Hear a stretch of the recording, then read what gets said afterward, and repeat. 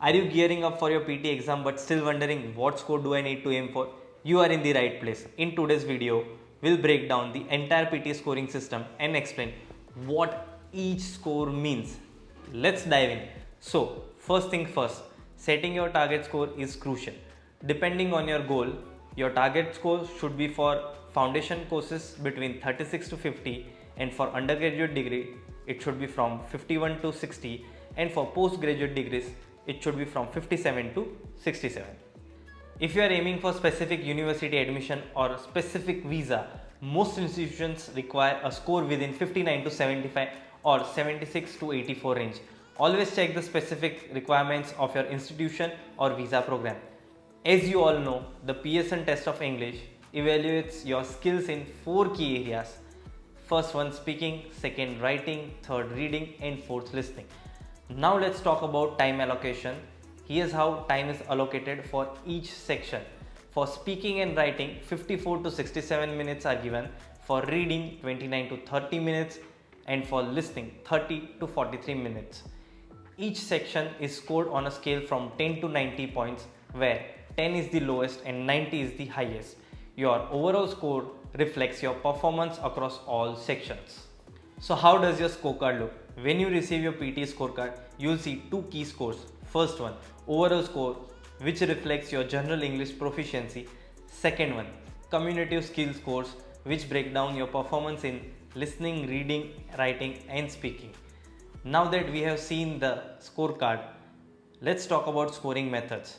PT uses 2 scoring methods. First one, right or wrong scoring. Tasks like multiple choice questions are straightforward. Correct answers get full points and incorrect answers get 0. Partial credit. Tasks like speaking and writing allow for partial credit based on the quality of your response. For example, in read aloud, even if your pronunciation isn't perfect, you can still score partial points for content and fluency. Here's a list of tasks for each scoring method. Task with partial credit.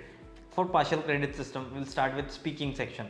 Speaking section consists of 4 tasks, namely read aloud, repeat sentence, describe image, and retell lecture. All 4 consist of COP. That means you should chase COP, which means content, oral fluency, and pronunciation. For writing section, there are 2 things. First one, summarize written text, which consists of FCGV, which means form, content, grammar, and vocabulary. For writing essay, you should chase FCGV plus DGS, which means form, content, grammar, vocabulary plus development of ideas and general structure. For reading section, 4 tasks are considered. First one, reading and writing filling the blanks. It can get you score from 0 to 1. For multiple choice, multiple answer, it can get you score from -1, 0, and 1. For reorder paragraph, it can get you score from 0 and 1. For reading filling the blanks, it can get you score from 0 and 1.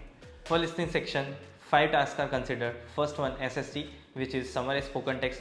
It consists of FCGVS, form, content, grammar, vocabulary, and structure. Second one, multiple choice, multiple answer. It can get you score from -1, 0, and 1. Third one, filling the blanks. It can get you score from 0 and 1. Fourth one, highlight incorrect words. It can get you score from -1, 0, and 1. Fifth one, write from dictation. It can get you score from 0 and 1. Now let's move on to tasks with correct and incorrect scoring. First one, speaking section. It has answer short questions, which can get you score from 0 and 1. Second one, reading section. It has multiple choice single answer. It can get you score from 0 and 1. Third one, listening section. It consists of 3 sections.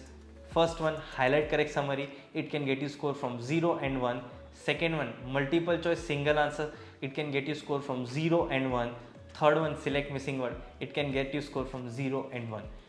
In tasks like MCMA, which is multiple choice, multiple answer, and highlight incorrect words, although there is -1 scoring for wrong answer, but your score will not go below 0. So be very confident while attempting these questions. Now let's discuss about score distribution. Many PT tasks are integrated, meaning they test more than one skill at a time. This ensures a well-rounded evaluation of your English proficiency. Now let's start with an example. For example, read aloud. The score is distributed in speaking plus reading. Now let's understand the logic behind this. This task evaluates both your reading ability and speaking ability. Since both skills are tested simultaneously, your score is divided between speaking and reading sections. Here's a breakdown to help you understand better.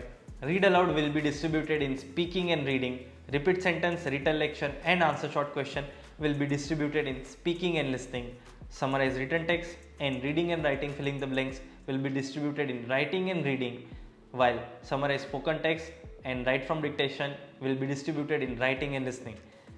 Now highlight correct summary and highlight incorrect words will be distributed in reading and listening. Now that you have a clear understanding of the PT scoring system, you can confidently set your target score and prepare effectively.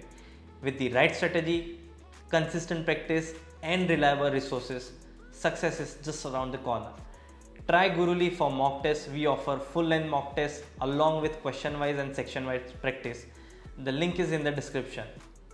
If you found this video helpful, don't forget to like, subscribe and hit the notification bell. Drop down your questions in the comments below. We'd love to hear from you and help you for the better. Good luck and see you in the next video.